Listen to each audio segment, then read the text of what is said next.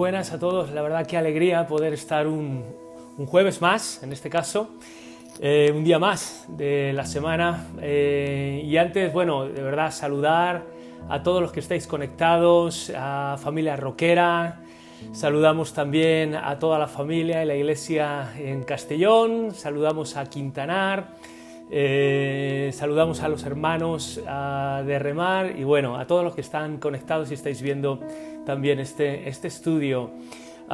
Continuamos en nuestro estudio de la carta a los Hebreos. Habíamos visto la lección anterior cómo Cristo es un mejor y más excelente sumo sacerdote.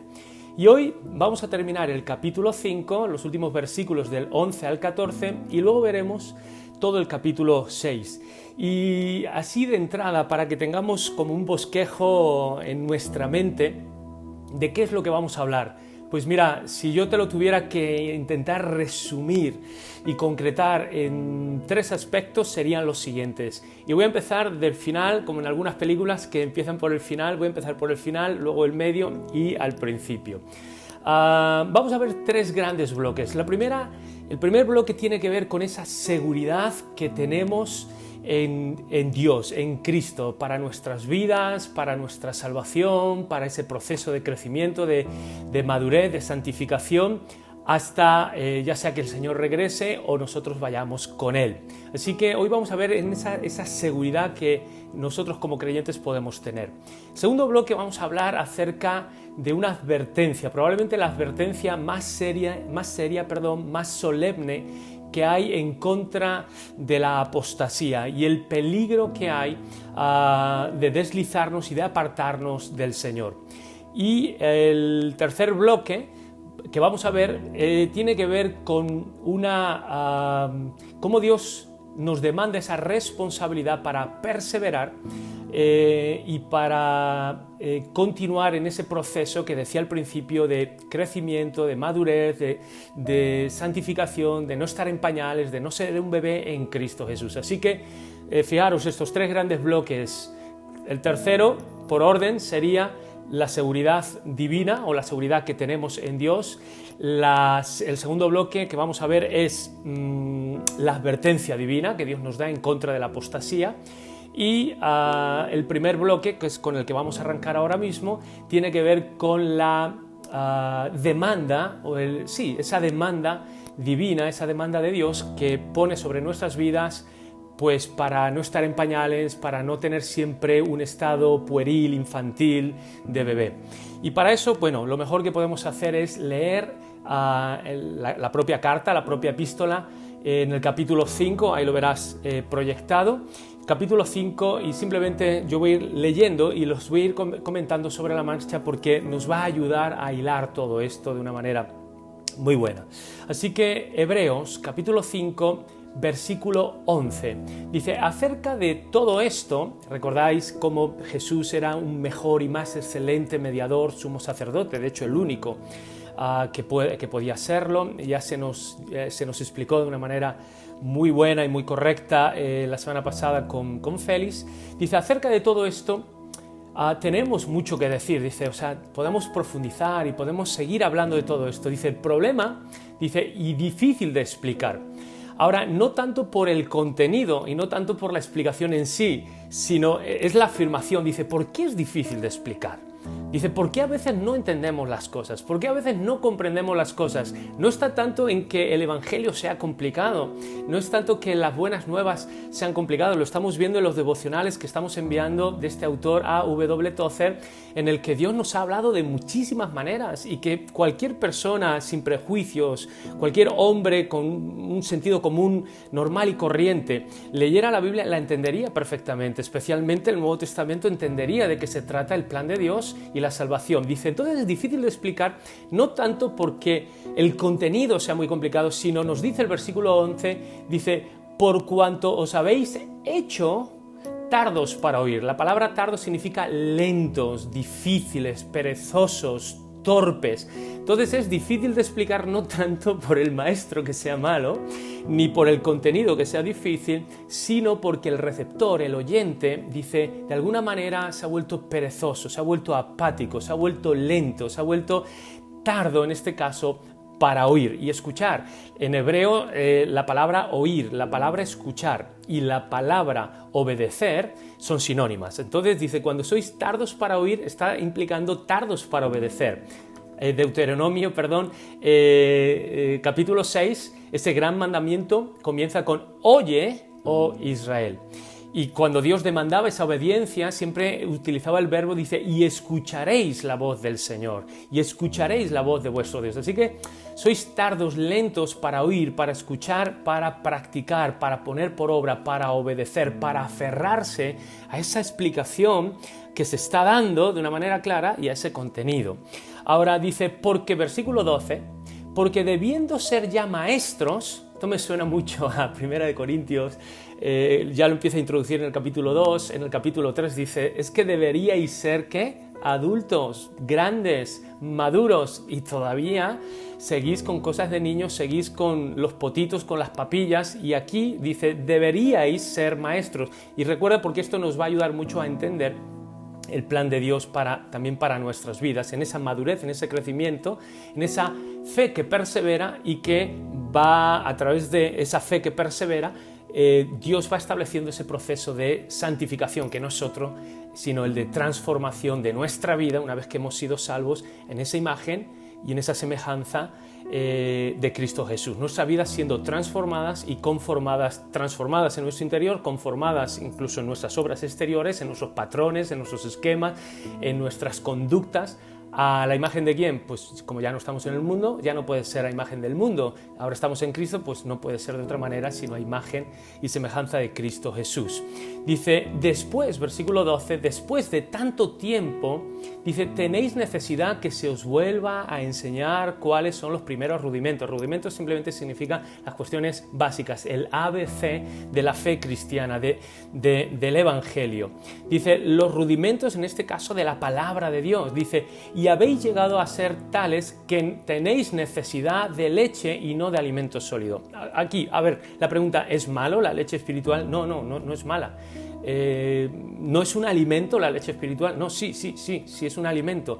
El problema es que la leche espiritual es un alimento para cierta etapa en nuestras vidas, o de la vida en general, en este caso del ser humano, cuando es un bebé, un recién nacido, tiene que ser amamantado y nutrido pues por el pecho de su madre. Pero claro, no podemos estar toda la vida con biberones, no podemos estar a los 4, 5, 6 años, imaginaros en la adolescencia, en la juventud, ya a los 18, a los 20, a los 30, a los 40 años, siguiendo que nuestro alimento sea esa leche materna y esos biberones y esa papilla. El problema es que lo que era bueno para una etapa no se puede perpetuar en el tiempo y tenemos que crecer, tenemos que madurar. Dice, deberíamos ya estar comiendo carne, entendiendo todo este asunto de que Jesucristo es el único mediador, como hemos estado viendo todos estos jueves, que es superior a los profetas, a los ángeles, que es superior a Adán, que es superior a Moisés, que es superior a Aarón. Dice, deberíais ya estar comiendo esto, entendiendo estas cosas.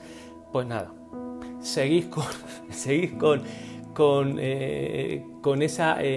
sois tardos para oír, no queréis entender y seguís teniendo, y tenemos que volver otra vez a enseñar una y otra vez las mismas cosas, que la salvación no es por obras, que la salvación no es a través de la ley de Moisés. Tenemos que enseñar todas estas cosas una y otra vez. Dice, y aquí por eso yo decía, ese primer bloque de estos 3 que vamos a ver hoy, ese primer bloque tiene que ver con esa demanda divina para aquellos que están en Cristo Jesús, de crecer, de madurar, de no estar siempre con las cosas de niños, de que me han visto, que no me han visto, que me han dicho, que no me han dicho, que me han mirado, que no me han mirado, que yo esperaba, que yo no esperaba, que esto y lo otro, que tengo dudas, que realmente seré salvo, no seré salvo, habré conocido al Señor, no habré conocido al Señor, con esas dudas de Cristo, habrá muerto, no habrá muerto, habrá resucitado, no habrá resucitado. Vamos a ver algunos rudimentos un poquito más adelante, 6 cosas en las que tenemos que estar muy seguros, ¿de acuerdo? Dice, versículo 13, y todo aquel que participa de la leche, dice, es inexperto, es decir, no gana en experiencia. pues eso, no es un experto, o sea, no tiene esa experiencia, no ha sido instruido, adiestrado, no es virtuoso en ese sentido, que ha desarrollado esas habilidades, se convierte en una persona inexperta, sin experiencia, sin madurez, ¿de acuerdo? Que no es capaz de llevarlo a la práctica, que no es capaz de llevarlo. Y si nosotros, claro, no tenemos las cosas claras, por lo menos las más fundamentales, si no las tenemos claras en nuestra mente, en nuestro corazón, pues ¿qué vamos a practicar? Si estamos llenos de dudas, si estamos llenos de peleas, de discusiones, por cosas incidentales, por cosas tontunas, por lo que oímos, por lo que nos dicen, por nuestros propios pensamientos, pues entonces si no estamos, luego lo veremos al final, si no hemos echado el ancla de nuestra vida sobre una roca firme que es Cristo Jesús, pues claro, echamos el ancla, pero sobre cualquier cosa que es movediza, sobre cualquier arena movediza o algún tipo de suelo, pues que no es rocoso, ¿de acuerdo? Y entonces nos dice, y todo el que participa, versículo 13, de la leche es inexperto, dice, en la palabra de justicia. Y esa justicia la podemos entender no tanto por justificación, que lo veremos un poquito más adelante, en el sentido de esa regeneración en la que hemos hecho juntos, sino de vivir de manera justa, de vivir de manera correcta, de vivir de manera piadosa, de vivir de manera santa. Y se nos dice porque es niño. Y claro, a los niños pues no se les puede dar ciertas responsabilidades, decir, ay, es que me gustaría hacer más en la iglesia, es que me gustaría servir más al Señor, es que me gustaría tener esta responsabilidad, tener este cargo ya, pero si no está acompañado de la experiencia, no está acompañado de las obras, de la práctica y seguimos en ese estado muy inmaduro y como un niño, pues entonces no podemos asumir o pretender asumir ciertas responsabilidades porque primero, no lo tenemos ni claro a un nivel de doctrina, de entendimiento, de comprensión, ni de fe, ni de creerlo en nuestro corazón. Pues imaginaros la práctica, ¿no? O sea, nuestra vida pues va a ser inexperta en ese sentido. Versículo 14 se nos dice, pero el alimento sólido es para los que han alcanzado madurez. Y entonces se nos está diciendo, si tú quieres no tanto otro tipo de alimento, o mejor dicho, si quieres avanzar necesitas madurar. Entonces, si quieres otro tipo de alimento, otro tipo de enseñanza, otro tipo de retos, otro tipo de desafío, otro tipo de práctica, dice, pues necesitamos madurar. Dice, para los que por el uso tienen los sentidos, ¿lo veis?, ejercitados, entonces estamos ejercitando nuestros sentidos. Está hablando de cuestiones muy prácticas, está hablando de la vida diaria. Dice, tienen los sentidos ejercitados en el discernimiento, en este caso, de lo que está bien, de lo que está mal, de lo que es correcto, de lo que no es correcto, de lo que agrada a Dios, de lo que no agrada a Dios, de lo que está bien, de lo que he dicho, está bien, está mal, de lo que es bíblico, de lo que no es bíblico, de lo que es verdad, de lo que es mentira. Entonces, si os dais cuenta, aquí todo esto se nos está instando y ahora entramos en el capítulo 6, ¿vale?, que sigue, el capítulo 6 sigue en el mismo hilo de pensamiento. Sabemos que la Biblia tal y como hoy la tenemos, con nuestras divisiones en cuanto a los versículos, en cuanto a los capítulos, todo eso se introdujo más tarde por una cuestión simplemente de estructura y de didáctica a la hora de poder. Pero originalmente Pablo no escribió, ahora termino capítulo 5, versículo 14 y empiezo el capítulo 6. No, por eso muchas veces en nuestra división parecería que debería comenzar algún otro tema nuevo, pero no, obviamente continúa con el mismo discurso, con la misma idea. Y fijaros, en el versículo 1 del capítulo 6 dice, por tanto, ¿de acuerdo? Ahora continúa, sí es cierto, en la misma idea, en el mismo discurso, pero ahora va a añadir unas nuevas ideas, va a seguir añadiendo unos nuevos argumentos sobre este mismo discurso. Entonces se nos dice el versículo 1, y leo, dice, por tanto, dejando ya los rudimentos. ¿Recordáis qué es lo que eran los rudimentos? El ABC, las cuestiones básicas, ¿vale? Esas cuestiones, piedras angulares, fundacionales de nuestra fe, de nuestra experiencia cristiana. Dice, y va a decir 6 cosas, y las vamos a juntar, las vamos a explicar por pares, es decir, por parejas de 2. Son 6, entonces vamos a coger 2, 2 y 2. Entonces, fijaros, Dice, la primera pareja, son 6, te las voy a ir diciendo conforme vayamos avanzando, las voy a ir mencionando y explicando. Dice, y vamos adelante otra vez, ¿hacia qué? Hacia la perfección, es decir, a esa santificación. Seguimos adelante hacia esa transformación, esa vida conformada, moldeada a imagen y semejanza de Cristo Jesús. Recordar, es básico, Dios nos acepta tal y como venimos, pero no nos deja tal y como llegamos a Él, nos cambia y nos transforma, ¿de acuerdo? Entonces, dice, vamos hacia esa perfección. Y aquí diciendo, no echando otra vez el fundamento, y fijaros, el primer par, del arrepentimiento de obras muertas y de la fe en Dios. Digamos que son dos caras de una misma moneda en el proceso de la conversión.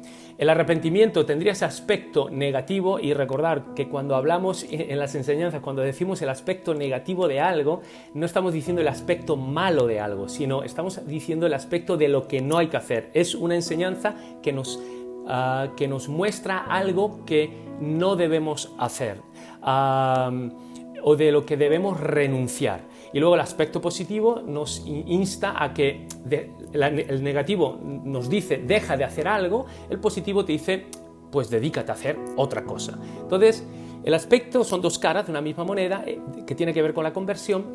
Entonces el aspecto negativo, es decir, deja de hacer algo, es el arrepentimiento. ¿El arrepentimiento qué es? Pues es lo básico, es decir, nadie puede venir a Cristo si no se arrepiente. Nadie, porque el arrepentimiento es justamente eso, es detenerse de su camino, de sus sendas, hacia donde sus pasos lo dirigían, es detenerse, pararse, porque ha oído el Evangelio, ha oído la voz de Dios, ha oído el llamado de Dios, y es responder a eso y es darse media vuelta, es alejarse de los pecados, alejarse del mundo, alejarse de las tinieblas, volverse de todo eso. Entonces, y la fe es justamente la otra cara de esa moneda en cuanto a la conversión, que es el aspecto positivo. Para el arrepentimiento me vuelvo del mundo, me vuelvo de mi propia vida, es decir, dejo de poner mi confianza en donde antes la había depositado, en mí, en el futuro, en las cosas materiales, temporales, dejo todo eso, ¿de acuerdo? Y ahora la fe, el aspecto positivo, esa segunda cara de esta moneda de la conversión, entonces pongo ahora ya mi confianza ¿en quién? Pues en Cristo Jesús. Antes confiaba en mí mismo y quédate con este concepto porque lo repetiremos cuando veamos esa advertencia seria y solemne acerca de la apostasía. Antes confiábamos en nosotros mismos, ahora ya no. Ahora ya pongo mi fe, mi confianza en el Señor. Y déjame hacer aquí un paréntesis que no tendrás en tus apuntes, pero creo que nos va a ayudar. De vez en cuando ahí vamos metiendo algunas perlas o algunos incisos. Fijaros, en cuanto a la salvación, porque son cuestiones básicas de la salvación. Luego ya vamos a ver el segundo par, que tiene que ver con el bautismo y la imposición de manos, referente a esa llenura del Espíritu. Pero en este primer par, que tiene que ver con volvernos a Cristo, arrepentirnos de nuestros pecados, poner nuestra confianza en Él, entonces, que tiene que ver con nuestra salvación. Fijaros, en la salvación, se puede enseñar con muchos aspectos, ¿vale? Yo a veces siempre te enseño de la salvación, justificación, regeneración, justificación, santificación, glorificación, 3 aspectos. Bueno, ahora vamos a ver la salvación desde otro ángulo y vamos a ver otros aspectos. Mira, en cuanto a la salvación, hay una cosa que se llama conversión, hay otra cosa que se llama regeneración y hay otra cosa que se llama santificación. En la primera y la tercera, el hombre tiene una parte activa. En la de en medio, el hombre no tiene nada que ver. Entonces, Dios sí que demanda al hombre que se arrepienta y que se vuelva del pecado y que se vuelva del mundo en esa conversión, es decir, yo me convierto, antes estaba dirigiéndome hacia un lugar, pero ahora me convierto, o sea, me doy la vuelta y me dirijo. Ahí el hombre tiene que colaborar activamente. Dios demanda una colaboración y Dios demanda cuando digo colaboración me refiero, Dios demanda una respuesta por parte del hombre, porque si no existiera eso, nadie sería salvo o todo el mundo sería salvo. Entonces Dios demanda una respuesta por parte del hombre. Es en lo que teología se llama sinergia, sinergismo, y alguno dirá, ¿qué es eso? Muy sencillo. Sinergia viene de la palabra energía, que es la capacidad para obrar, y en este sentido aquí hay una colaboración activa entre el llamado de Dios y en este caso la respuesta del hombre. El hombre tiene que responder. Ahí no tenemos ningún problema. Y la tercera, una vez para ser salvo, pero una vez que ha sido salvo, la santificación, la Biblia nos enseña de la misma manera, que una vez que hemos sido salvos tenemos que seguir colaborando activamente con Dios y con esa salvación que hemos recibido, no para ser salvos, sino para ser transformados, cambiados, moldeados, santificados. Entonces, constantemente Dios, igual que demanda que el hombre crea y se arrepienta, Dios, una vez que somos creyentes, para salvación, ahora una vez que somos creyentes, Dios nos demanda constantemente que nos santifiquemos, que huyamos, que nos renovemos, que nos revistamos del nuevo hombre. Entonces, en lo primero y en lo tercero, en cuanto a la salvación, digamos que es una colaboración. Pero llega en el medio, lo que encontramos ahí es la regeneración. Y ahí en teología se llama monergismo. Monergia, si quieres, la energía, es decir, solo Dios lo puede hacer. Dios nos puede llamar. Por supuesto, nos llama a todos los hombres por medio del Evangelio y por medio de Cristo Jesús. Y nosotros podemos responder a eso y podemos volvernos. Pero una vez que hemos llegado a Dios, si Dios no es el que nos salva, si Dios no es el que nos vivifica, si Dios en su buena voluntad, en su soberanía, en su poder, en su gracia, en su amor, no hace la obra, por más que tú llames a la puerta, si Dios no abre la puerta para salvarnos, nunca nos vamos a salvar. Por más que nosotros pedamos ayuda, si Dios no responde a esa oración y hace lo que nosotros no podemos hacer, jamás seremos salvos. Entonces, nosotros, Dios demanda que nos volvamos a Dios, pero ahora, una vez que nos hemos vuelto a Dios, entonces ahí Dios hace lo que ningún hombre puede hacer, que es vivificar, salvar, perdonar, reconciliar, y ahí es el nuevo nacimiento, la regeneración, y ahí nada de colaboración, nada de sinergia, olvídate de todo eso. Ese acto es un acto soberano que solamente le pertenece a Dios, que solamente hace Dios, y el hombre no tiene nada absolutamente que ver. Así que en lo que es la salvación, la regeneración, eso le pertenece a Dios. Lo que viene antes y lo que viene después, ahí sí que Dios demanda esa colaboración. Por eso aquí está diciendo, por favor, si ya estáis en Cristo, ¿de acuerdo? Y ya lo habéis conocido, Dios os ha salvado, pues ahora continuamos, vamos a crecer, vamos a madurar, vamos a colaborar en lo que hemos recibido en cuanto a la santificación de nuestras vidas. Y ahí ya vemos que las obras ya son la consecuencia de nuestra salvación, jamás serán la causa de nuestra salvación. Entonces, quédate con eso porque es súper interesante. Conversión, regeneración, santificación. Ahora, dicho esto, vamos al versículo 2, dice, y de la doctrina de bautismos, fijaros que, y la imposición de manos. Fijaros que aparece en plural. Sabemos que estamos hablando de una comunidad hebrea, con una mentalidad todavía muy basada en el Antiguo Testamento, obviamente. Entonces, había muchos ritos de lavamientos, diferentes ritos o bautismos de purificación, de lavamientos dentro del judaísmo. Y por eso probablemente aquí lo pone en plural. Hay un ejemplo que te lo dejo allí para que tú lo puedas luego leer en casa, pero es en Hechos capítulo 19, cuando el apóstol Pablo llega a Éfeso y allí se encuentran unos discípulos que habían creído en el Evangelio, pero que seguían muy en pañales y no tenían las cosas claras. Y cuando Pablo les dice, oye, ¿vosotros en qué fuisteis bautizados? Dice, pues nosotros en el bautismo de Juan. Dice, oye, ¿y habéis recibido el Espíritu Santo? Dice, ¿cómo? ¿Espíritu Santo? ¿Recibir? ¿Bautismo del Espíritu Santo? Ni lo habíamos oído. Entonces Pablo les predica y les enseña, les dice, mira, es que el bautismo de Juan era un bautismo de arrepentimiento, de purificación, lo que hemos dicho, de volvernos, pero ahora tenemos que ser bautizados en Cristo Jesús. Se había quedado coja esa enseñanza, solamente se había quedado en el énfasis del arrepentimiento o bautismo de Juan, un bautismo de arrepentimiento, pero no habían enseñado la segunda cara, la fe. Ahora hay que bautizarse en Cristo Jesús, ahora hay que sumergirse. Os habéis arrepentido, dejado de hacer algo, pero ahora tenéis que bautizaros y os tenéis que meter en Jesús. Si no, no completamos el proceso. Por eso no hace extrañar que en Hechos 19 dice, y entonces Pablo los bautizó ¿en qué? En el nombre de Jesús. ¿De acuerdo? Ahora sí, dándole sentido completo a esa iniciación o a ese símbolo que es el bautismo. Y después sí que oraría por ellos, con esa experiencia muy cercana, distinta, muy ligada, pero distinta posterior, oraría por ellos y recibirían esa llenura o ese bautismo del Espíritu Santo. Y entonces, y ahí, por eso lo digo, porque la imposición de manos, en este sentido, no se está refiriendo, entender lo que estamos hablando de cuestiones básicas de la salvación. Porque alguien dirá, bueno, imposición de manos a lo mejor se refiere a imponer las manos para nombrar a alguien en el liderazgo. Si el contexto, pues claro, no dice nada más, dice imposición de manos y ya está. Claro, nosotros no entendemos el contexto, pero al 100% los lectores sí que lo entendían, pero por lo que el contexto que sí que tenemos y podemos conocer no es un contexto de liderazgo, no es un contexto de nombrar ancianos o líderes en la iglesia, como podría ser, por ejemplo, en Hechos 6, cuando se nombran a los diáconos, los apóstoles sí que impusieron manos sobre los diáconos y los nombraron. En Primera de Timoteo 5, cuando se habla de nombrar a ancianos y líderes en la iglesia, dice que Pablo le decía a Timoteo, dice, oye, no lo hagas con ligereza. Ese sí que es un contexto de liderazgo. Aquí no, aquí es un contexto más bien de salvación, más bien de las cuestiones básicas de las buenas nuevas del Evangelio. Por lo tanto, la imposición de manos está ligada a esa imponer las manos después de que la persona ha profesado públicamente que Cristo es su Señor y Salvador por medio del bautismo.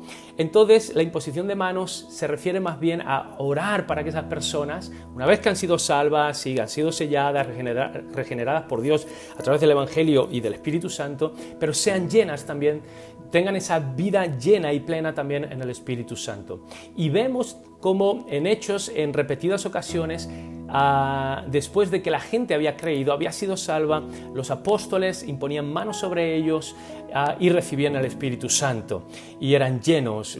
Lo vemos, por ejemplo, cuando Felipe había predicado en Samaria y luego llegaron Pedro y Juan, y en diferentes lugares. Pero también es cierto, y debemos ser muy honestos en esto, que de igual que el bautismo, la doctrina del bautismo, aparece de manera general en todos los demás sitios, no se desarrolla una teología o una enseñanza, por lo menos Pablo no lo hace y ninguno otro de los apóstoles, en las que necesariamente hay que imponer las manos a las personas para que reciban el bautismo del Espíritu Santo. De hecho, la experiencia y también el relato bíblico se nos dice que había personas que recibían el bautismo del Espíritu Santo directamente de parte de Dios y no era a través de la imposición de manos. Entonces sí que vemos que algunas veces Dios obra a través de la imposición de manos, otras veces Dios obra directamente. La conclusión que podemos llegar es que vemos que esta comunidad, ¿de acuerdo? Como eso estaba un poco abierto, había adoptado como estos ritos de iniciación, y entenderme bien, como estos ritos o como estos símbolos, mejor dicho, yo creo que es mejor esa palabra, como estos símbolos de ese inicio en Cristo Jesús, pues por un lado el bautismo y luego orar por ellos, imponer manos para que fueran llenos del Espíritu Santo.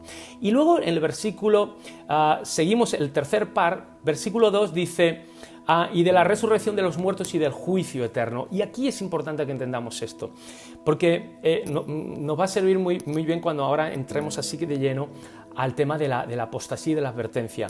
Mirad, si hay algo claro que tenemos que sacar, ya estamos terminando ese primer bloque, la llamada divina, el llamado de Dios a madurar y crecer. Estamos ya transicionando al segundo bloque, que es esta advertencia solemne en cuanto a la apostasía.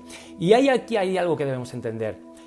Las promesas de Dios son serias y las advertencias de Dios son serias.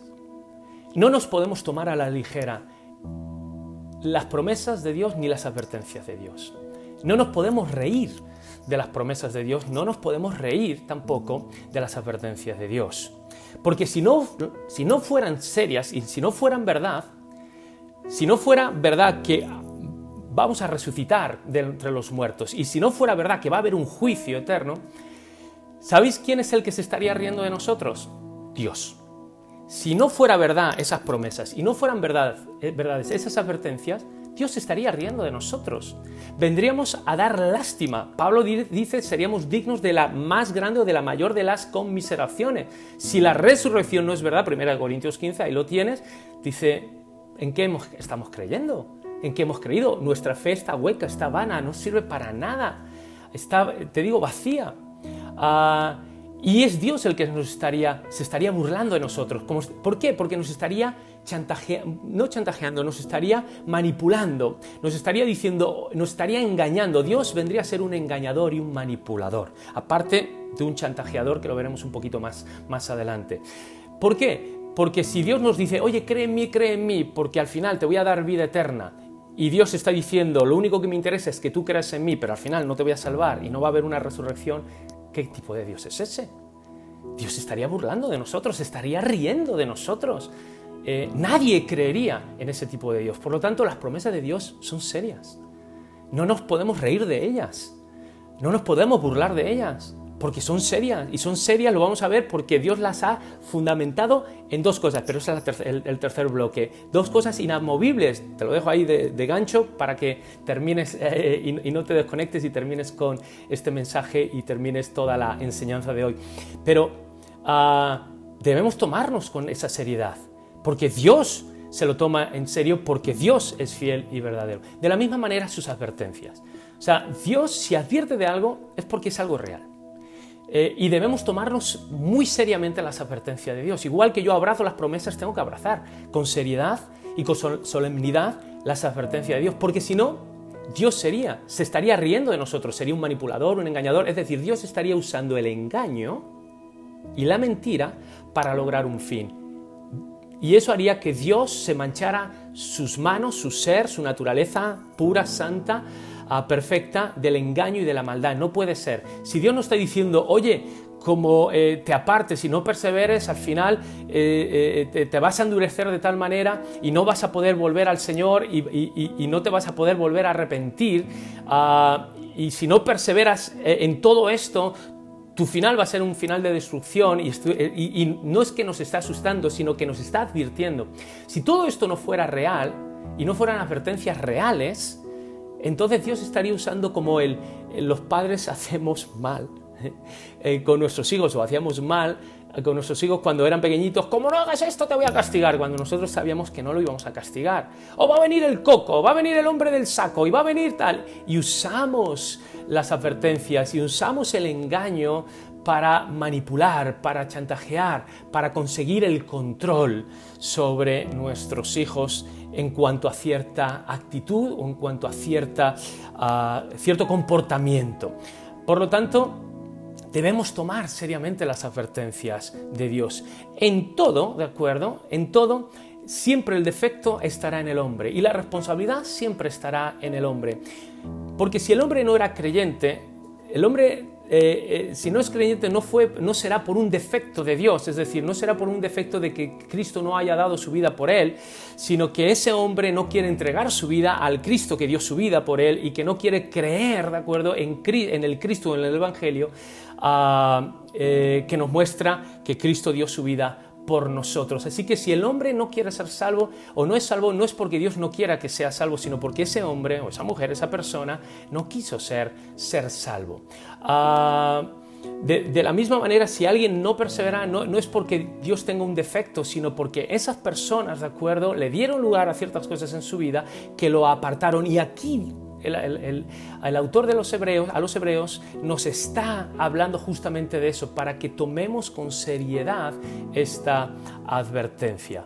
Así que, y es algo que no solamente aparece aquí. Yo creo que, por ejemplo, las advertencias que Pablo le da a los Gálatas en el capítulo 1 ya y en el capítulo 5 también son de una gravedad, de una seriedad. Por lo tanto, en todo esto, ya lo dijimos en una de las lecciones anteriores, creo que 2 Corintios 13:5, cuando nos dice que cada uno mire, que cada uno examine si está en Cristo Jesús, ¿de acuerdo? La enseñanza es muy sencilla: si estás en Cristo Jesús, no te salgas. Punto, es lo que Dios nos está diciendo aquí. Si estás en Cristo Jesús, ni se te ocurra salirte, punto, nos tenemos que dedicar a eso.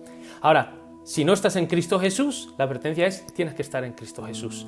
Entra para estar en Cristo Jesús, no te pierdas, ¿de acuerdo? Tienes el mediador, tienes el sumo sacerdote. Y fijaros, leemos entonces, terminamos el versículo 2, se nos da esa doctrina fundamental tanto de la resurrección, promesa de Dios, y también de ese juicio divino. Y tanto las promesas como las advertencias hay que tomárselas con seriedad porque son reales. Ahora, versículo 3 dice: y todo esto haremos, sí que, si Dios lo permite. Esto no es un fatalismo propio del Corán, del Islam, es decir, que al final hágase lo que Dios quiera y es un Dios trascendente, no es un fatalismo, un determinismo, como muchas veces digo, teológico, sino lo que está diciendo, y todo esto lo vamos a hacer, lo vamos a lograr, porque Dios lo va a permitir, porque Dios va a estar con nosotros, como lo vamos a ver más adelante, porque todo esto en última instancia, nuestra vida, lo que está diciendo, si Dios lo permite, es que nuestra vida en última instancia depende de Dios. Huimos de una confianza en el hombre, huimos de una confianza propia en nosotros, lo vamos a ver en este segundo bloque, para poner nuestra confianza y nuestra seguridad en Cristo Jesús.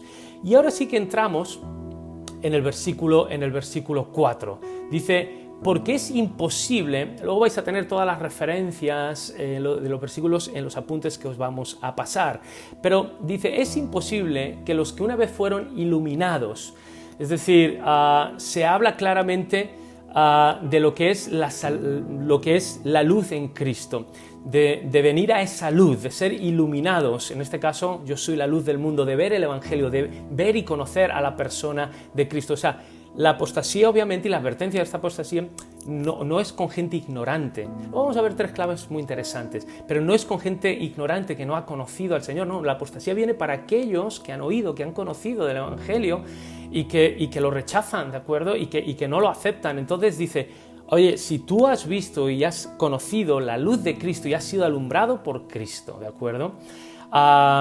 Dice, gustaron del don celestial, es decir, de ese don, de esa gracia, de esa salvación. Dice, gustaron de esa gracia de Dios en Cristo Jesús para la salvación de sus vidas. Dice, fueron hechos partícipes del Espíritu Santo, formaron parte, tuvieron parte del Espíritu Santo en cuanto a la hora de conocer, de nacer en Cristo Jesús. Dice, formaron parte, fueron partícipes del Espíritu Santo. Versículo 5 nos dice, y asimismo gustaron de la buena palabra de Dios. No solamente que la palabra es buena, sino lo podríamos entender también de esa buena palabra, es decir, de esas buenas nuevas de Dios, de ese evangelio, esas buenas noticias de Cristo Jesús, incluso de los poderes venideros. Vieron algún tipo de milagro, vieron algún tipo de manifestación sobrenatural que corresponden a un orden sobrenatural, es decir, que corresponden a una esfera más allá de lo mundano, de lo terrenal, de lo natural, te decía, sino que corresponden a ese mundo venidero, es decir, al cielo, a esa esfera, celestial. Dice, y han visto. Y entonces, en el versículo 6 dice, y recayeron, dice, volvieron a caer, dice, después de haber visto y conocido y experimentado todo esto, dice, al final caen y recaen. Es decir, yo te decía, no es para gente ignorante, sino es para gente que ha visto, que ha conocido, ¿de acuerdo? No voy a entrar en la intimidad, ¿de acuerdo? Ni me preguntes, pero esa gente conoció verdaderamente al Señor o no conoció verdaderamente al Señor. No voy a entrar ahí. 2 Corintios 13:5, que cada uno examine si está en Cristo Jesús. Si estás en Cristo Jesús, no te salgas. Que cada uno se examine si está en Cristo Jesús. Si no estás en Cristo Jesús, corre a Jesús. Pero la advertencia es esta. O sea, si tú... Perdonad, que le he dado aquí al ordenador. Si tú has conocido y has visto todo esto y lo rechazas, es un poco como Jesús le diría a los fariseos, decir, oye, que los de Sodoma y Gomorra, su juicio va a ser más light, porque han tenido menos conocimiento y menos revelación. Entonces dice, y recayeron, es decir, volvieron a caer, rechazan todo esto. Dice, es imposible que sean renovados para arrepentimiento, porque no van a crucificar otra vez a Jesús, ¿de acuerdo? Exponiendo al Hijo de Dios a vituperio. Se alinean con todos aquellos que rechazan, que escupieron, que maltrataron, que vituperaron, que menospreciaron a Jesús, ¿de acuerdo? Y después de haber visto todo esto y experimentado todo esto, se van con el grupo y con la banda y forman allí su membresía de todos aquellos que renuncian a Cristo como su mediador, como su puente, como su salvador, como ese sumo sacerdote.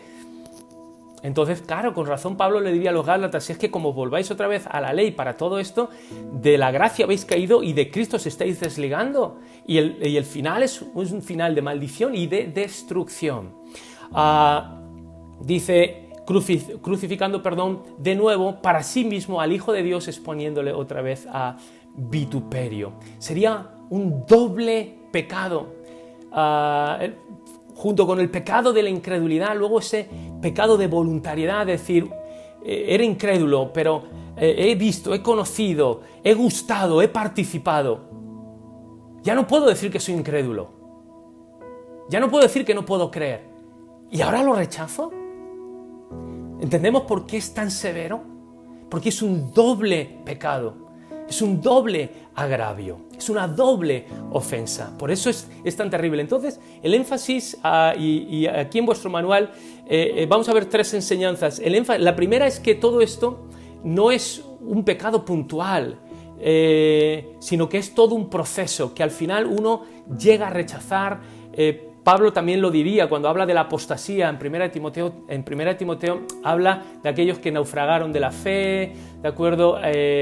Y luego empieza a hablar de aquellos que se apartaron y luego la rechazaron, y utiliza como 3 verbos en 3 momentos diferentes de ese proceso. Así que la apostasía no es un acto puntual, no confundamos santificación con justificación.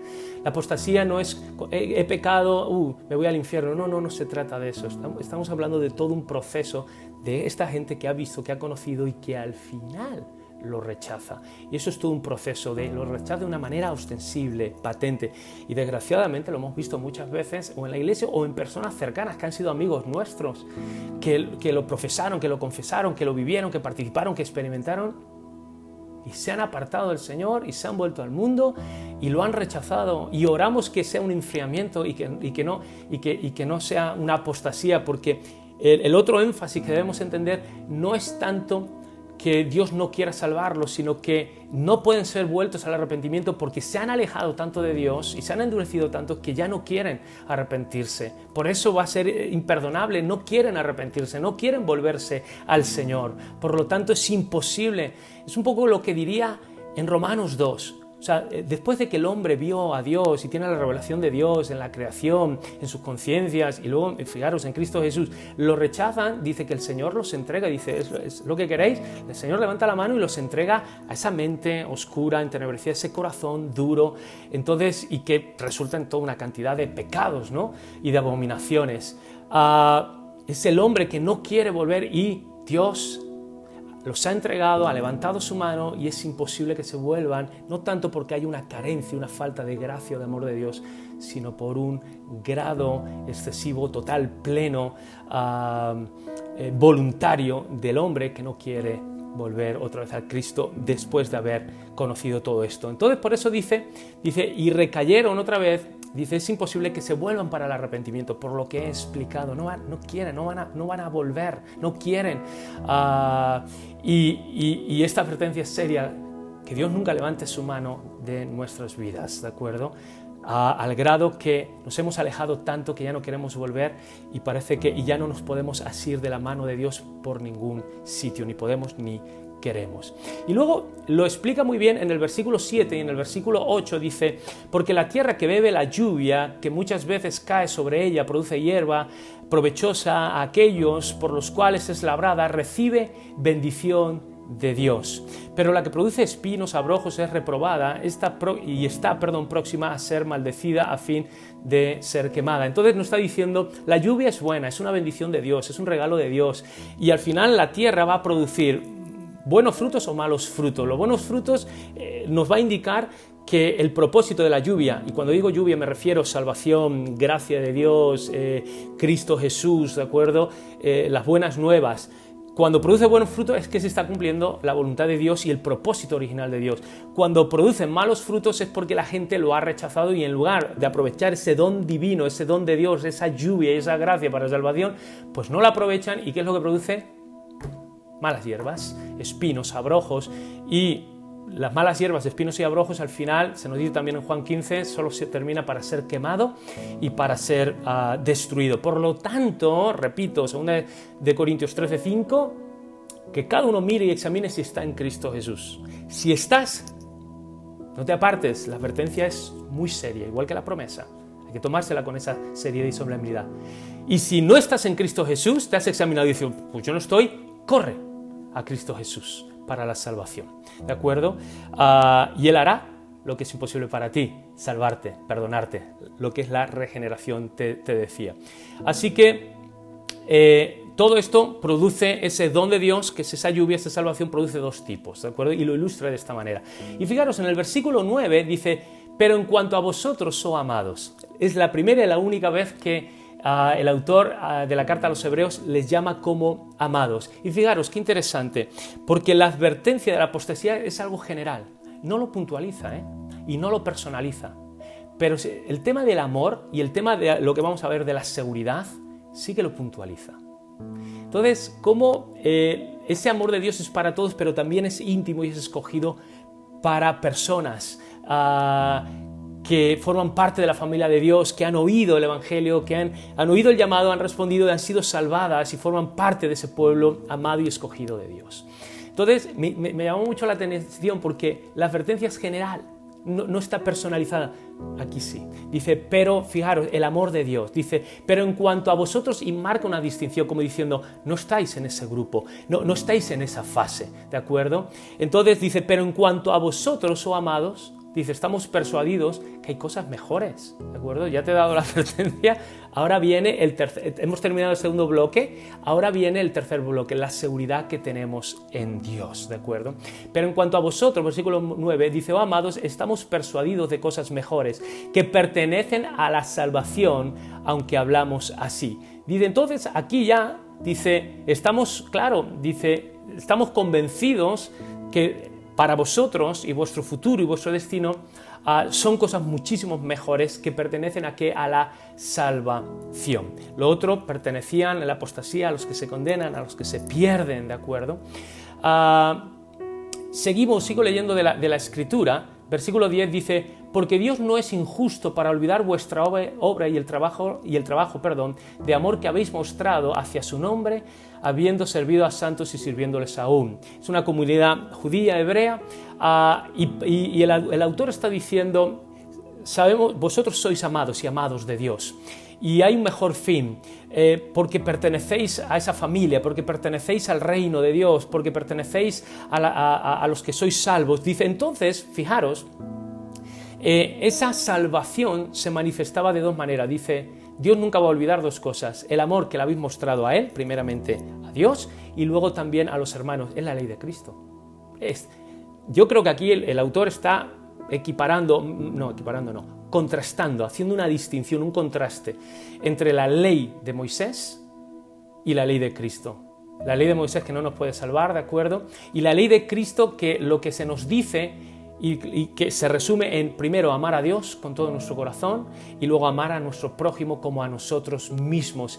Y se nos está diciendo, la evidencia de que sois amados de Dios, la evidencia de que sois salvos es que podéis amar a Dios, porque en esto consiste el amor, no que hayamos amado nosotros a Dios primeramente, sino que Él nos amó primero a nosotros, y en respuesta a ese amor recibido nosotros le amamos, y también podemos amar a los que son de Dios, es decir, a la familia de Dios, amar al pueblo de Dios. Y aquí empieza a poner toda una serie de evidencias para tener seguridad. La primera, en esa seguridad que tenemos es la obra de Dios en nuestras vidas, que nos ha cambiado, nos ha transformado. Ahora amamos a Dios, antes no lo amábamos. Ahora amamos al pueblo de Dios, antes no amábamos al pueblo de Dios. Ahora amamos el servicio de Dios, antes no nos preocupaba el servicio de Dios. Y entonces esa seguridad en Dios la tenemos porque Dios ha hecho una obra en nosotros que se evidencia por medio de estos cambios, ¿de acuerdo?, que ya los he expresado. Por tanto, dice en el versículo 11, dice, pero deseamos que cada uno de vosotros muestre la misma solicitud hasta el fin. Pero claro, dice, ahora tenéis que perseverar. Entonces, si ya estás en Cristo Jesús, no te salga, recuerdas el primer bloque, hay que madurar, hay que ir hacia esa santificación, hacia esa perfección. Tenemos que perseverar, ¿de acuerdo? Y tenemos que tener esa prontitud, esa diligencia, esa solicitud. ¿Hasta cuándo? Hasta el fin. Y aquí pone esa demanda sobre nosotros de perseverancia. Igual que pone una demanda para arrepentirnos, pone una demanda para perseverarnos. Ahí tenemos que colaborar. Ahí nosotros tenemos una responsabilidad. No podemos ser salvos por nosotros mismos, pero sí que podemos volvernos al Señor para que Él nos salve. Y no podemos ser salvos por nosotros mismos, pero una vez, y no podemos cambiar nuestra vida por nosotros mismos, pero una vez que hemos sido cambiados por Dios, entonces tenemos que colaborar y tenemos que, de manera activa, ¿de acuerdo?, en esa santificación. Sigo leyendo, versículo 12, a fin de que no os hagáis perezosos, sino ser imitadores de aquellos que por la fe y paciencia heredan las promesas. Otra seguridad que podemos tener, pues Dios, ¿de acuerdo?, nos ha dejado patrones, mentores, nos ha dejado héroes en la fe, lo veremos más en Hechos 11, y dice, poner vuestros ojos, sí, en Cristo Jesús, por supuesto, pero también poner los ojos en aquellos que han perseverado. Tenéis ahí un modelo que os va a animar, por eso retomará más adelante en los capítulos de no os dejéis de congregar, porque es en la congregación donde somos estimulados a las buenas obras por medio del ejemplo de los demás. Así que ahí vamos a ser también afirmados, ¿de acuerdo? Versículo 13, porque cuando Dios hizo la promesa a Abraham, fijaros, no pudiendo jurar por otro mayor, juró por sí mismo, diciendo, de cierto te bendeciré con abundancia y te multiplicaré. Habiendo esperado con paciencia, alcanzó la promesa. Porque los hombres ciertamente juran por uno mayor que ellos. Y siempre juramos por mi abuelita, por mi papá, por mi padre, por mis hijos, algunos hasta por los muertos, aquellos que consideran que es más grande y más importante que ellos mismos. Y fíjate lo que nos dice aquí la Escritura. Los hombres juran ciertamente por uno mayor que ellos, y para ellos el fin de toda controversia es el juramento para confirmación, por lo cual, queriendo Dios mostrar más abundantemente a los herederos de la promesa la inmutabilidad de su consejo, interpuso juramento, para que por dos cosas inmutables, en las cuales es imposible que Dios mienta, tengamos un fortísimo consuelo los que hemos acudido para asirnos de la esperanza puesta delante de nosotros. ¿Qué dos cosas inmutables por las cuales Dios ha jurado? Uno, por sí mismo, usando su nombre se refiere a su persona, que es inmutable, y por otro lado, por su consejo, por su palabra, por su promesa. Tanto la palabra de Dios como el nombre o la persona de Dios misma son inmutables.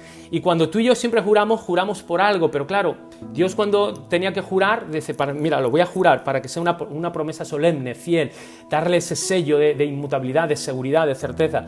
Y claro, Dios mira alrededor y dice, pero si es que no hay nadie más grande que yo, entonces jura por sí mismo. Entonces hace ese juramento por sí mismo, pone su propia persona, su propio nombre como aval y como certificado de garantía y de seguridad, y también su palabra. La palabra de Dios es inmutable, el cielo y la tierra pasarán, pero la palabra de Dios no pasará, ¿de acuerdo? El nombre de Dios, la persona de Dios es inmutable, y aquí nos está dando esa garantía. Nosotros tenemos que huir.